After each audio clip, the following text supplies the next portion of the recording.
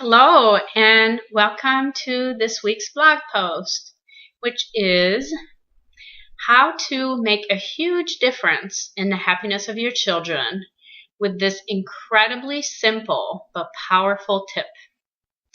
So, what if one simple shift could make a huge difference in your family life and make your life a lot easier? I realized recently that there's an area where parents are actually working much harder than they need to, where putting in less effort would greatly benefit their family. So isn't that a nice thought, that you could have to work less instead of more? So this realization came to me last Sunday during one of the lovely group calls from my intensive parenting from wholeness program. In that call, I was covering the essential principles that I've adopted from NVC, which is nonviolent communication. One of the key NVC teachings that I've integrated in my life and that I teach to parents is empathy. So just so you know, I'll be getting to that simple tip later, but I do first need to lay the foundation for it. So learning to truly empathize with your children is one of the most powerful parenting tools that you can develop. So what is empathy? We're going to first start with what it's not. So what it's not is reassurance, as in, oh, don't worry, everything's going to be fine. It's not sharing your story. Oh, I know what you mean. It happened to me too when blah, blah, blah. And then you launch into talking about yourself. It's not one-upping. Oh, that's nothing. When I was a child, I had to, on and on. It's not asking questions. Wow, wait, why do you think he did that to you? It's not minimizing. Oh, that's not a big deal. You really shouldn't make such a big fuss about it. And it's also not sympathy. Oh, poor you. This is horrible. So I'm not saying that there's inherently something wrong with those previous responses, or some of them anyway, but it really is not empathy. So now I'd like you to take a moment, and maybe you want to refer back to the article to look at that and pause it. Pause the recording to ask yourself how it feels for you when someone interacts with you with one of those responses. So think of a time when you were upset and sit with each of the responses. Okay, did you pause it and come back? So now let's move on to what empathy is. So empathy is being present and therefore connected to yourself. It's fully listening to the other, connecting with his experience. It's offering the space and your presence for him to experience and express what is present in him. It's being in a place of full acceptance of his feelings, not necessarily his actions, but his feelings, his experience, and in a place of compassion. It's having no agenda at all, except to be present to her and to make sure that she feels heard and she feels understood. It requires that you really trust her innate wisdom to find her own way through her experience.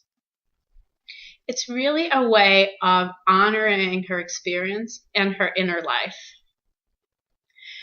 So now again, take a moment to connect with how it would feel to you if someone was with you in that way when you're upset.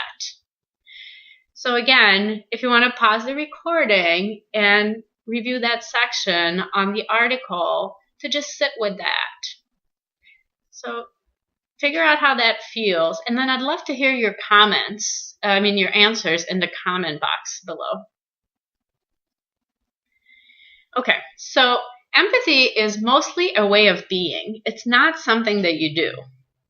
It's a skill that can be cultivated and which will bring you benefits that you may not even be aware of, not only in all your relationships, but also in your relationship with yourself and really in the quality of your inner life. So I experience being in a place of empathy with others as a social meditation. So when you empathize with your children, you give them full permission to be who they are and to have the experience they're having. You support them in connecting with their experience, and you offer the space for them to process it organically. You support them in finding their own innate wisdom. You offer them a natural tool so that they don't carry their unprocessed experiences into the future. Empathy diffuses conflicts, and it prevents resistance and rebellion in your children. It supports them in becoming self-connected, authentic, feeling worthy, and being able to find their own solutions and process their experiences on their own. But one note here is that it's absolutely okay if your children cry. In fact, it often can happen if they feel true empathy from you. Tears are a really powerful way in which experiences get processed. The deeper your children, and you of course, go into the emotion, the more processing is happening. All you have to do is stay with them, maybe holding them until the emotion has moved through. So if we engage with people with words, it's only for the purpose of allowing them to more deeply connect with their experience so that, again, they can organically move through it, through their own innate wisdom. So I will probably eventually write a whole article on communicating from a place of empathy, but for now, I'll just offer you one guideline. So if you want to speak from a place of empathy, make your goal to have your words match their inner experience. You can use any words that will allow them to more fully connect with what they're experiencing.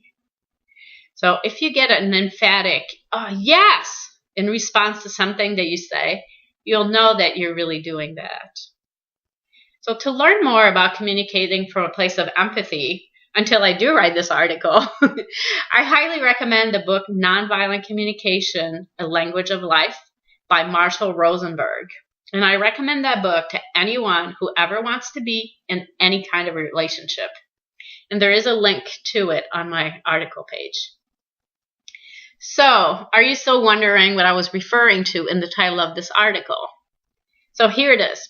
So what I noticed throughout my call on Sunday during some of the discussion is that some of the moms were just intently trying to figure out how to communicate with their child, how to help them, what they need to do.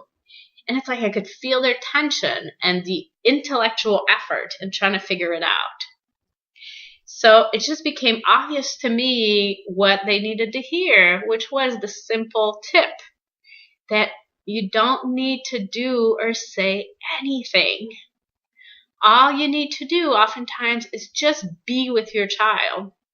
Just relax, be in a place of love towards them. Don't try to fix anything, figure anything out. Just be with them. So can you feel that? Can you find that place in you? So just do that for a moment. Just let it permeate your whole being so that you can remember it and you can draw upon it when it's needed. It's really so easy to do that. And it feels good. It's connecting. It's easy. It's relaxing. It's natural. And it's truly one of the most beautiful gifts that you can give others, to be with them from that place. So what often needs to be done is to actually unlearn your habit of feeling like you need to do something, to let go of the belief that you are helping people by doing something instead of just being. So last night, in the midst of writing this article, I had to stop for one of the weekly coaching calls with a really delightful mom in my group. And at some point during our call, her 6-year-old daughter walked in and she was upset. Carolyn just lovingly picked her up and put her on her lap. Her daughter was crying, and all that Carolyn did is she provided complete allowance of her experience. love, compassion. At times she would even still talk with me while she was snuggling her daughter. And after just a few minutes, she, directed her daughter to go rejoin her dad, which her daughter did easily. So overtly, Carolyn didn't do or say anything to make her daughter feel better. But her daughter did feel better after that time with her. From my vantage point, I could feel the love and the acceptance, the peace, the compassion, and just the relaxed energy in Carolyn. I really wish I had a video of that little situation to share with you. It was really sheer beauty to witness, and it's the exact attitude that I know to be so profoundly impactful on our children. So one thing that I want to say right now is that I am not a certified NVC teacher, even though I have studied it extensively. I really want to make it clear that what I teach is my interpretation and integration of NVC and not the pure NVC principles. So if my perspective speaks to you, I would love it if you joined me on my free webinar, which is happening this Saturday, April 5th. And it will be on 3 unfortunate mistakes even the most conscious moms make. I'll be sharing 3 rarely understood principles that are key in raising whole children, having harmony in your family, and for parenting to actually be easy. So if this time has passed, just go to my homepage and you should be able to download the recording of it. Thank you. Till next time.